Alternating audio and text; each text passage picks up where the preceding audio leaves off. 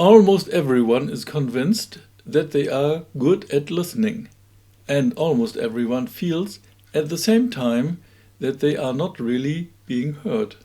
Both of these experiences are common, and this video is about why that is.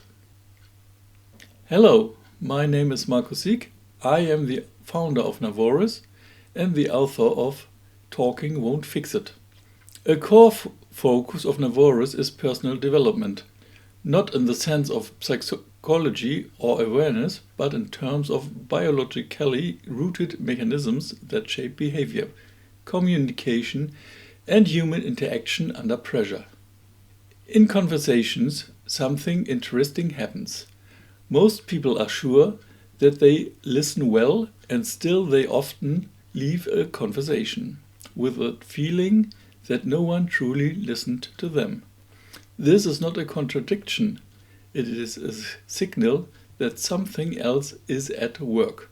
Listening does not automatically mean that what is said is taken in as it was meant. Between hearing words and understanding them, there is an inner space. And this space is usually ignored in everyday conversations. People hear words, but they never hear them without context. They never hear them in a neutral state. While one person is speaking, the other already brings their own experiences, expectations, and inner images into the moment. What is being said does not fall onto empty ground, but onto an inner landscape that already has its own structure. This is where conversations begin to drift apart.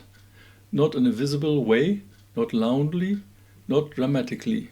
From the outside, everything still looks normal. People keep talking, nodding, and responding, and yet inside, the same conversation is no longer taking place. One person stays with what is being said. They allow the words to remain for a moment without judging them right away and without relating them directly to themselves.